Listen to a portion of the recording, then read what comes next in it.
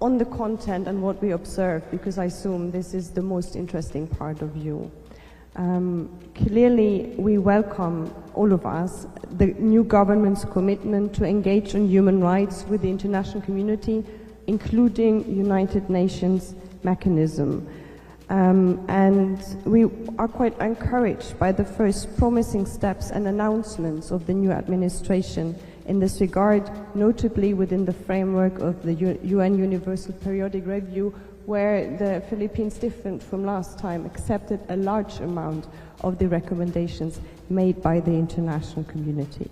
We also clearly note favorably the President's commitment to change the focus of the so-called war on drugs away from a punitive and deadly approach towards more prevention and rehabilitation, and we also welcome the commitment not to reintroduce the death penalty in the Philippines. We note, however, that extrajudicial killings go on also under the new administration, and we underscore the importance of investigations into each and every case of extrajudicial killing to ensure accountability of perpetrators and to fight impunity overall. We further want to underline that while the European Union would be very happy to see the Philippines rejoining the Rome Statute of the International Criminal Court, to which, by the way, all members of the European Union, all member states of the European Union are signatories, because it would clearly reinforce the government's stated commitment to fight impunity in the country and give it added, resources, but also credibility.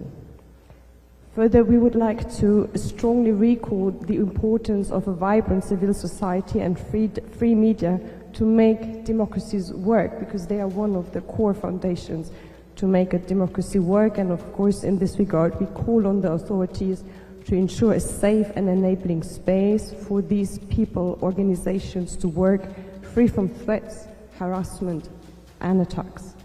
In this regard, we encourage the swift adoption of an ambitious legislation on the protection of human rights defenders, as it is going to be discussed next week in the House of Representatives. Moreover, we express our support for local calls for the decriminalization of libel and cyber label cases, as well as for the effective end of the practice of red tagging and the abuse of anti-terror legislation to tame critical voices in the country. We visited yesterday, and I'm sure most of you are aware of that, Senator De Lima in prison on the eve of the 6th anniversary of her arbitrary detention. We reiterated, and we reiterate today, the Parliament's call for her immediate and unconditional release, and we ask to drop all of the remaining charges against her, and we express the same request as concerns all political prisoners in the country who may be less prominent, but who still remain in custody. On the issue of trade and GSP+, and you can imagine this was one of the key areas of interest also for our Filipino counterparts and interlocutors. Let me remind everyone that the GSP+ is built on two pillars. One pillar is free access for a large amount of goods to the European market, free of tax and tariffs. But it comes with a second pillar, that is adherence and implementation of international standards when it comes to labor rights, social rights, human rights, and also the environment. These are all international standards that the Philippines have themselves ratified, which was a precondition for the GSP+, and where now we offer support together in implementing them.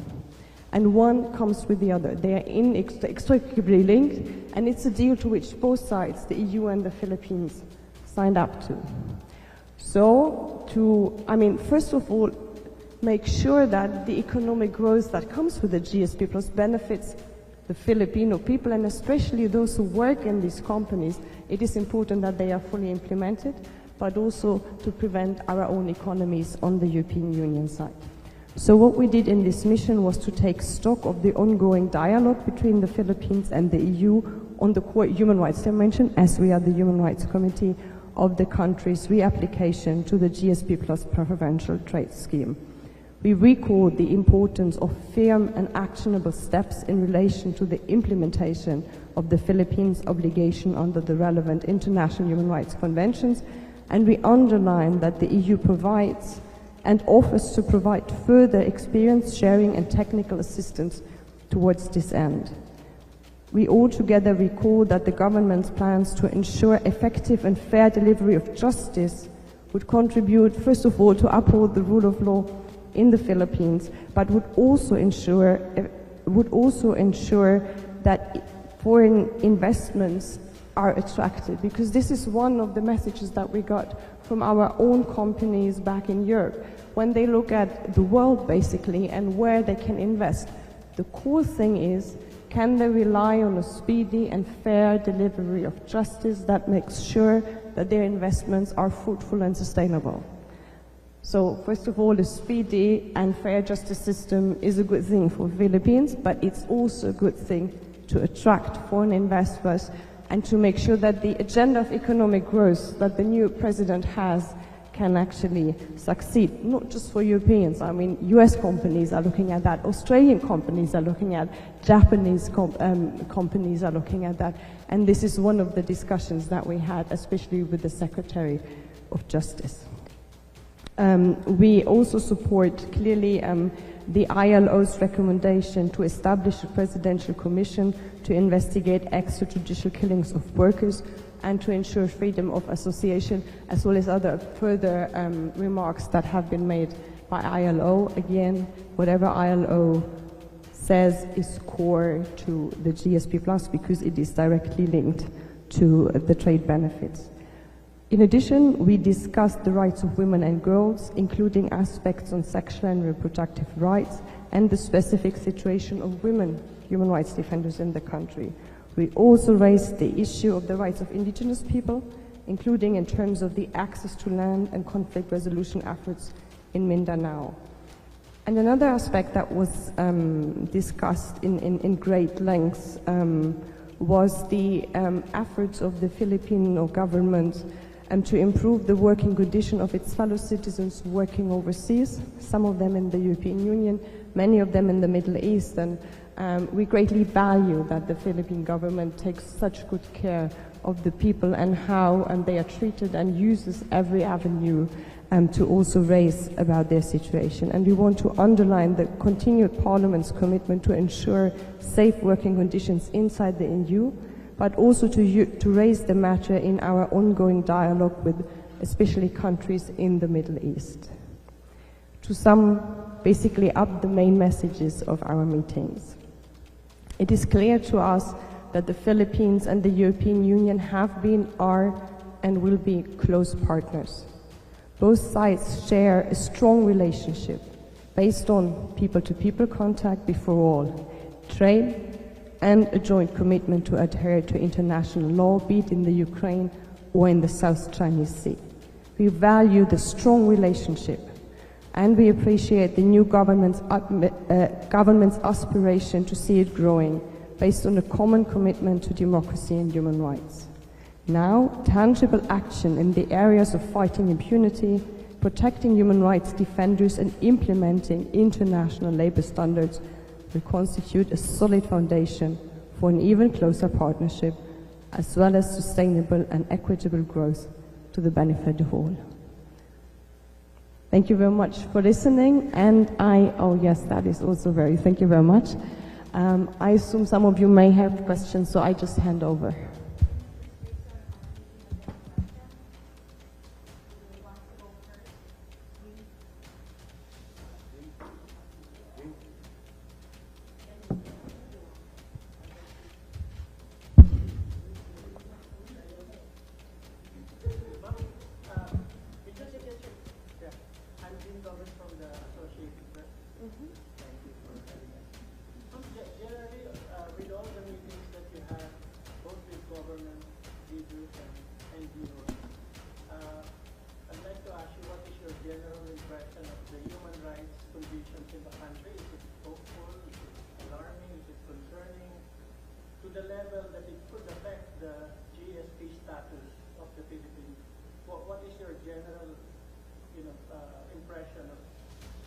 the human rights condition at the policy level and on the ground?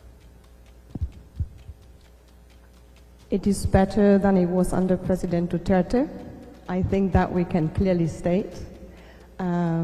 We clearly had the impression that everyone was very willing to discuss human rights issue with us, which has not been the case under the previous administration, and that there are a lot of announcements that could indeed improve things if they were implemented. Will they be implemented? Well, we can't tell you. We can only observe. When it comes to the GSP+, this is exactly the crucial timetable which we are looking at. The current GSP Plus is going to end December this year. Then there will be a 2-year transition period where the Philippines have to reapply under the GSP Plus, and there will be made a decision whether they will continue to have the privileges that come with the GSP Plus. And this gives basically the current administration a time frame of about 2 years to show the sincerity in the implementation and improving the human rights situation on the ground for us to properly assess and see how we proceed. Would the release of the opposition leader, former Senator Laila, and the Philippines returning to the ICC, would that be like a game changer in the inclusion of the Philippines still in the GSP Plus?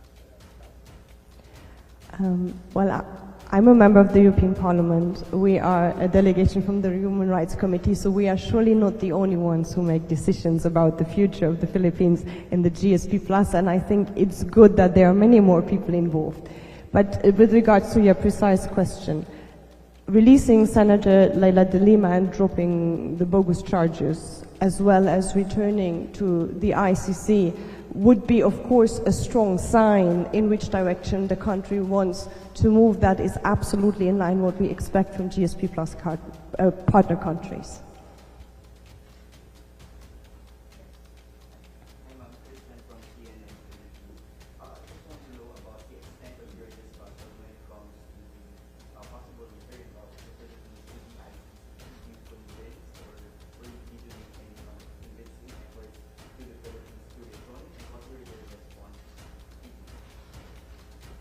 Frankly said, in the discussions we had, the perspectives of our Filipino counterparts were right from, we have to get back and we need to allow them to support us in fighting impunity with the investigation towards, it's an absolute no-go because it's an infringement of our sovereignty.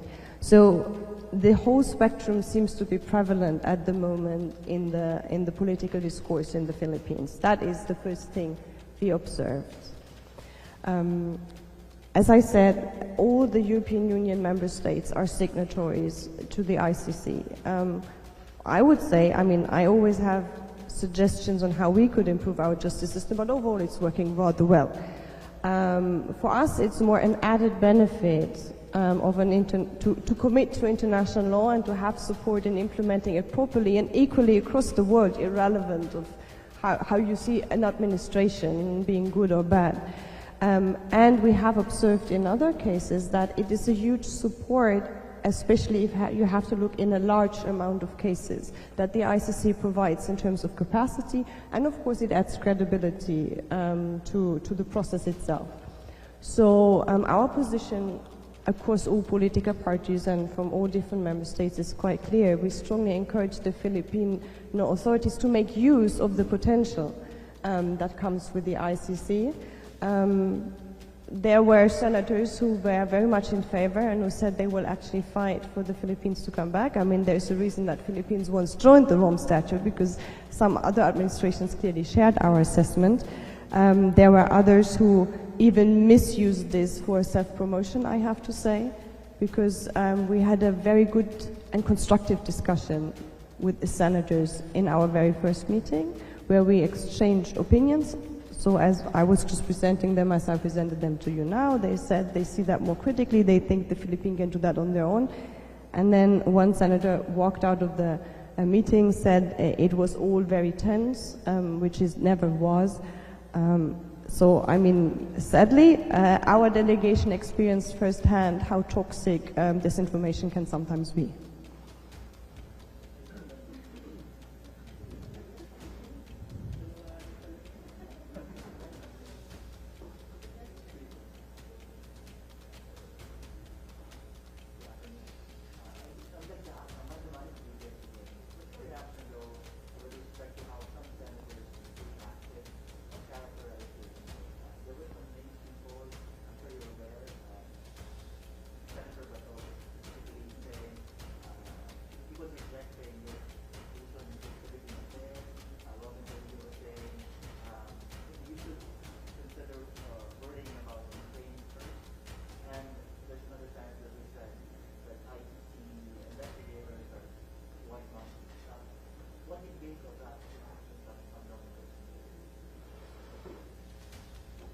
Let me start by the subject matter, which is investigating extrajudicial killings that have happened in the Philippines. And Senator De La Rosa himself said it was around 6,000 that happened. We know there's a controversy on the number, ranging between 2,000, 6,000 to 30,000. Let's just take the 6,000 because Senator De La Rosa had some involvement in the processes behind it, so let's take the number he states. So if there are 6,000 cases and the government is sincere with building accountability and investigating these 6,000 cases, this means 6,000 cases need to be filed. Witnesses have to be found, evidence needs to be collected, one has to look into each and every one to find out if whoever committed this, well, can be acquitted or will be sentenced. 6,000 cases. I mean, we are like what? Now, 9 months into the new administration, 25 cases are being filed, 3 people are being sentenced. If you look at the trajectory, this will take basically forever if we go on like this. So for us, the question is, how can we support in making sure that really these 6,000 cases will be investigated properly? And how we can make especially witnesses and the families of victims gain confidence that this is done in a proper way that doesn't lead to more harassment and intimidation by the very same people that have killed their relatives in the first place. For us, asking the ICC to come in is the perfect way to do it. Senators that we met may have different understandings on how they can do that. How they can reach the 6,000, I don't know. I really don't think this is something that should be used for like political self-promotion or something that should be used for playing one against another. These are 6,000 people who lost their lives, and they deserve that this is being properly investigated, and I think this is the discussion that we should have all together. The European Union is very willing to support with technical expertise, with resources, with relating to the ICC, but let's have the discussion about how we can deal with this problem more than political self-promotion.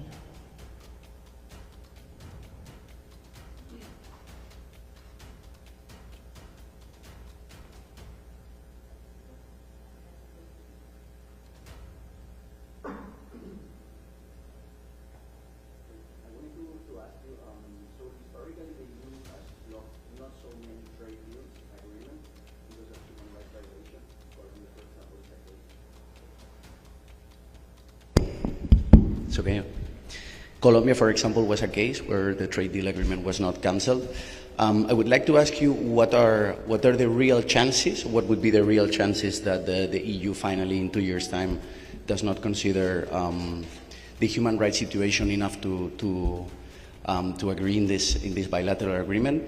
And with the question also from my dear friend Mike, we know that the attitude of certain senators on House Congress yesterday was really aggressive.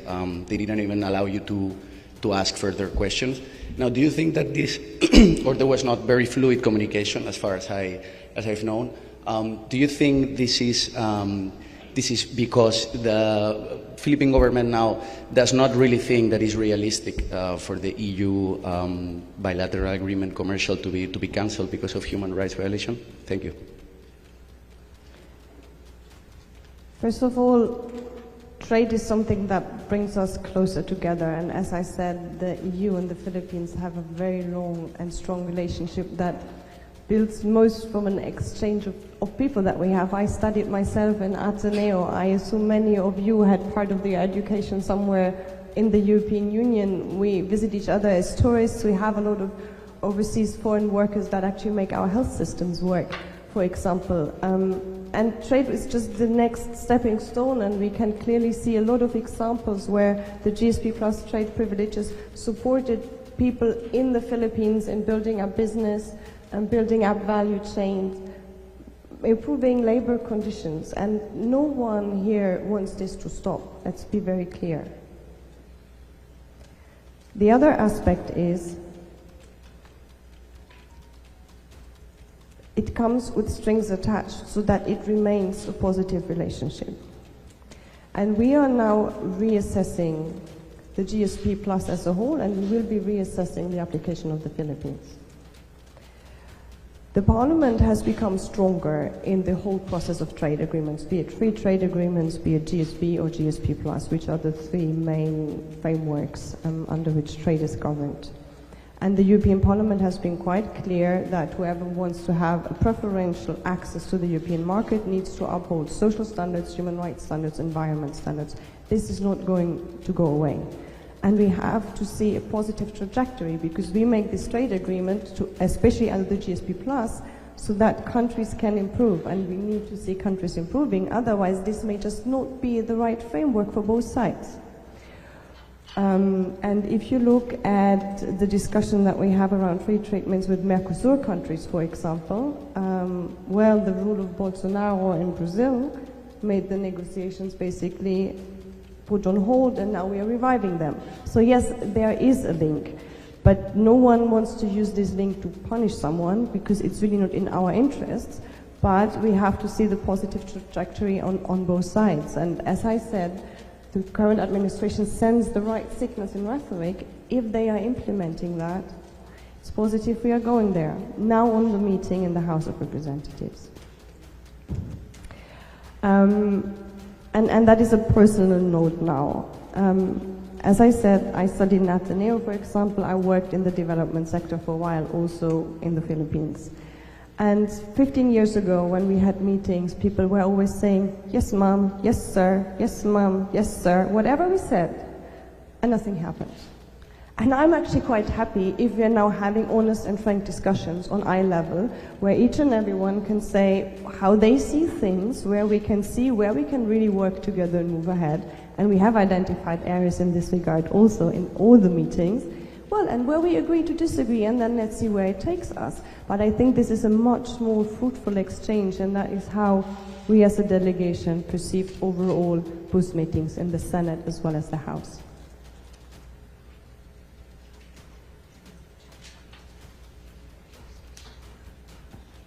Good afternoon, ma'am. Good afternoon, sirs. May we know if our government needs to formally invite the ICC to conduct the investigation, or can the ICC just get in and conduct a totally independent probe? Thank you, ma'am. Well, I'm not an ICC member, so I share how I see things. I mean, clearly the ICC is free to investigate everything that falls under its remit, and as long as the Philippines was a member of the ICC, which was, to my understanding, very much into 2016, 2017, the ICC can investigate for that period of time. Of course, no one can enter the Philippines if they are not allowed to enter the Philippines, but that should not and will not withhold ICC from getting access to witnesses, talking to witnesses, doing their own documentation from outside, and then make their decision if they proceed the case. However, I really think for the greater good of this country and the international reputation of this country, I think it would be very beneficial to just allow them in and cooperate.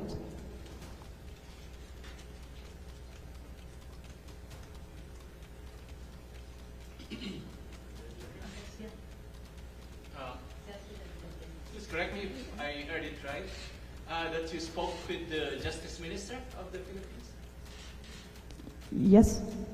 I was wondering what was the tone of the conversation, and what did he tell you about the ICC case and the De Lima case? Because when facing the local domestic audience, he uses bellicose language against the ICC. I'm not going to share much information from confidential meeting. This is just not our role, because we greatly value that we had a very confidential, actually, and constructive exchange, where I would say me and my colleagues, we were positively surprised how much we could also discuss controversial issues with him, clearly identifying, for example, that fair and speedy trials, the decongestion of prisons, including the case of Leila de Lima, is a priority of this government, where the EU thinks it is quite a good step ahead.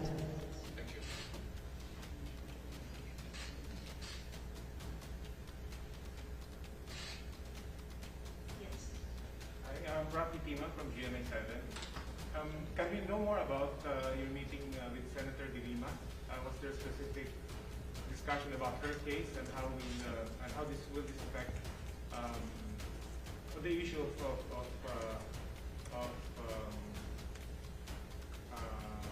the continuing cases on other people who are alleged to be,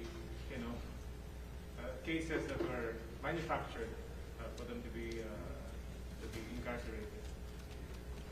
So when we met with Senator De Lima, of course we talked about the conditions she faces in prison and how, being 6 years in prison, not seeing your grandchildren for 3 years, having been kidnapped, what a personal toll this takes.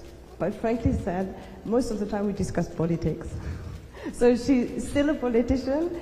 I think all of us were quite impressed how positive, how brilliant, how present she is, given all she had to endure. And indeed, a lot of her concern is also about the situation of all those in prisons, unjustly on constructed, fabricated cases. Her case, and you know this better than me, will be heard on Monday again. I think both cases combined. And our hope is that she will at least be released on bail until this is solved. And if what we discussed in the meeting with the Secretary of Justice, that he wants to decongestate the prisons and that he wants to transfer more cases into at least bailable cases and find a solution to speedily deal with them, I hope that this announcement also applies to political prisoners.